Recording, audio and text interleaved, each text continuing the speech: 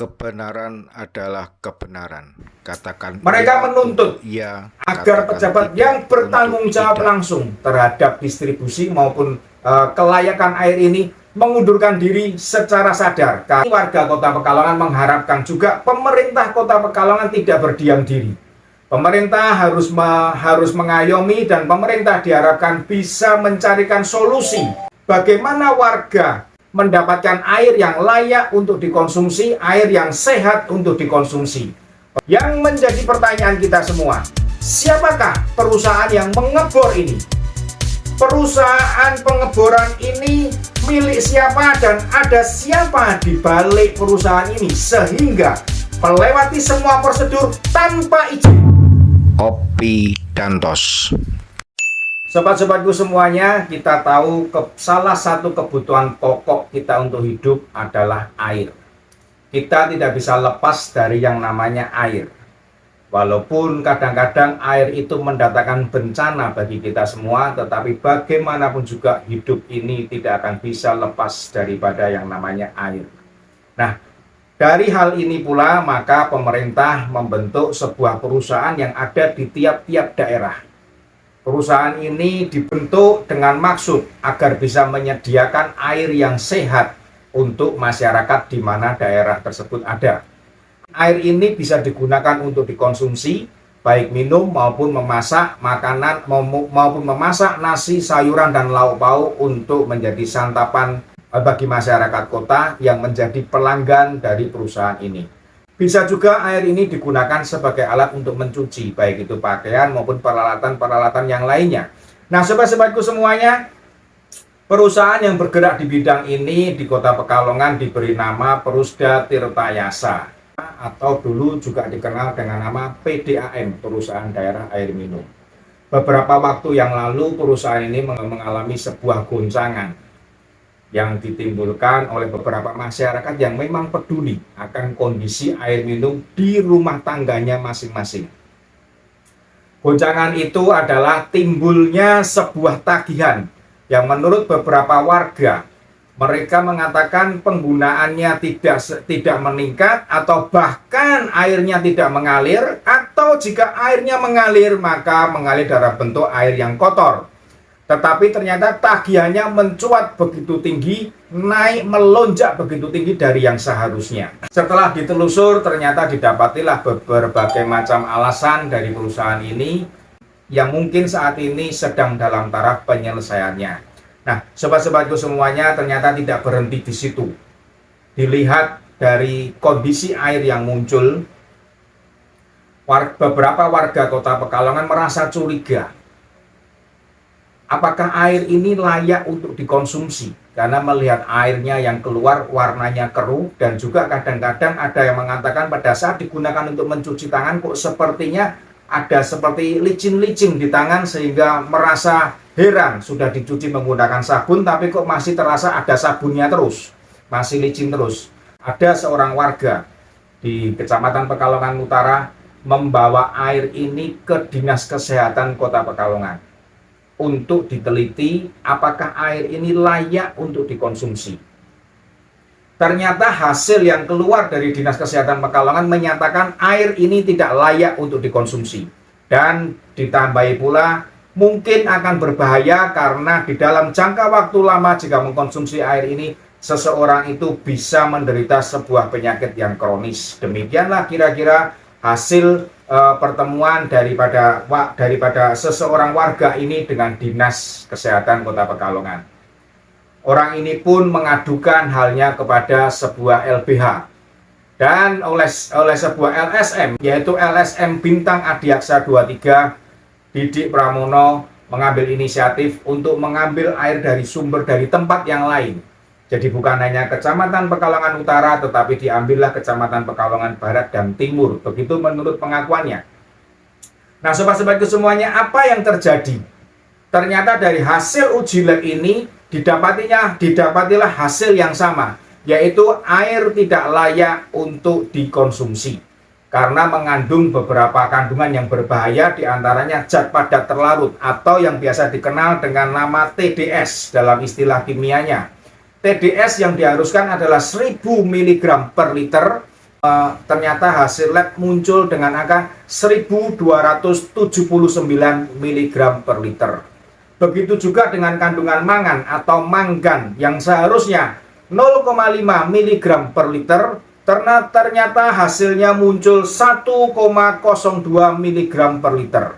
Dan ada lagi yang namanya coliform, yaitu CFU, yang harusnya memiliki angka yang dianjurkan, yaitu sebesar 50 mg per 100 ml, ternyata didapati angka 120 per 100 ml sampel yang dibawa. Sobat-sobatku semuanya, dari hasil uji lab ini mereka terkejut dan akhirnya mereka pun mendatangi pihak PDAM dengan maksud mempertanyakan dan meminta tanggung jawabnya.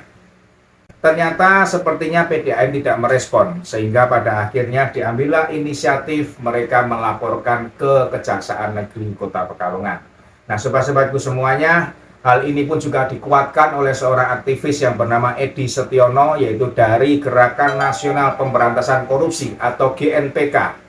Dia pun juga meminta kepada pihak PDAM agar segera mengevaluasi. Karena jika betul-betul ini tidak layak dan memiliki kandungan yang berbahaya, maka yang dirugikan adalah warga masyarakat Kota Pekalongan. Dalam hal ini ada sekitar 27.000 pelanggan, di mana di dalam 27.000 pelanggan itu setiap bulannya dipungut biaya tambahan Rp10.000 per titik saluran PDAM yang masuk ke rumah-rumah warga. Uang itu menurut peraturan wali kota digunakan untuk pemeliharaan. Nah, dengan hasil uji lab kesehatan seperti ini, maka dari pihak GNPK maupun dari pihak LSM meminta agar PDAM memutihkan tagihan air minum yang ada kepada warga. Karena jelas warga dirugikan. Mereka sudah menyumbang atau sudah membayar 10.000, yang dalam arti 270 juta rupiah setiap bulannya. Tetapi ternyata mereka mendapatkan air yang tidak layak. Inilah yang menjadi sorotan LSM Bintang Adiaksa, begitu juga dengan GNPK.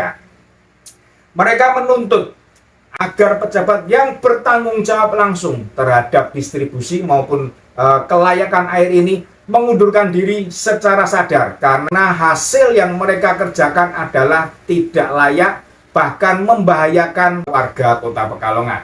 Hasil dari laporan itu saat ini mungkin sedang ditindaklanjuti dan sedang diteruskan untuk pemeriksaan bukti-buktinya, dan pada waktu dekat kita akan melihat sampai di manakah kasus ini berjalan. Yang pasti warga Kota Pekalongan mengharapkan juga pemerintah Kota Pekalongan tidak berdiam diri.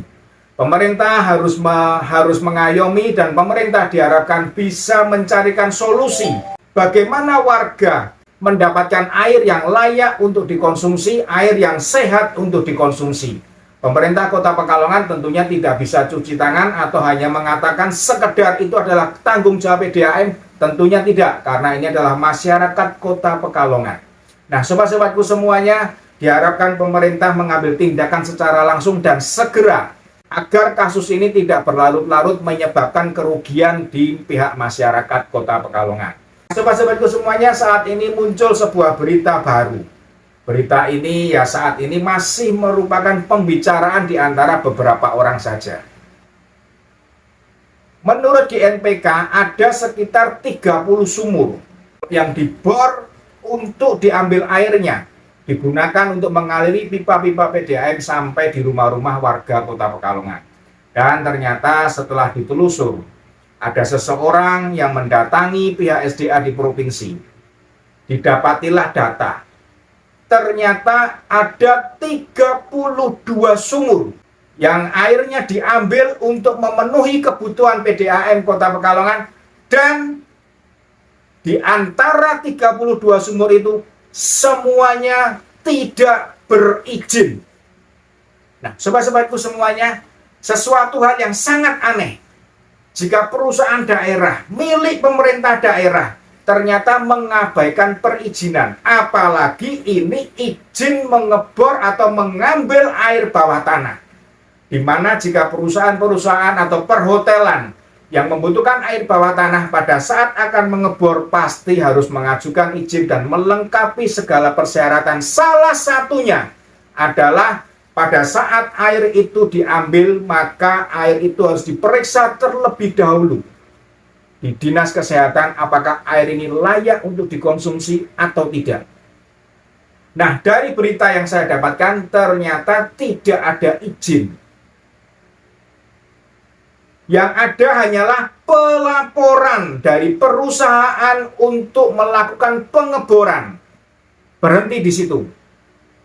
Dan selanjutnya setelah pengeboran selesai, setelah air mengalir pun ternyata tidak ada pelaporan kepada ke pihak SDA di provinsi atau mungkin didampingi dengan dokumen-dokumen yang menyatakan air ini layak untuk dikonsumsi. Yang menjadi pertanyaan kita semua, siapakah perusahaan yang mengebor ini? Perusahaan pengeboran ini milik siapa dan ada siapa di balik perusahaan ini sehingga mampu melakukan pengeboran 32 titik melewati semua prosedur tanpa izin? Ini yang aneh. Dan hasilnya kita tahu semua pada hari ini berita-berita menyatakan bahwa air itu ternyata tidak layak untuk dikonsumsi. Sobat-sobatku semuanya, warga Kota Pekalongan menunggu kemanakah, sampai di manakah tindakan dan kepedulian pemerintah Kota Pekalongan terhadap warganya.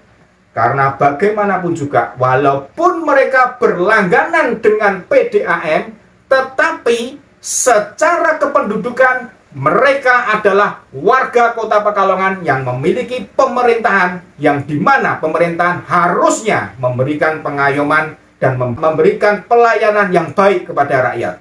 Sobat-sobatku semuanya, kita tunggu berita selanjutnya dan kita juga menunggu apakah betul isu yang dihembuskan itu.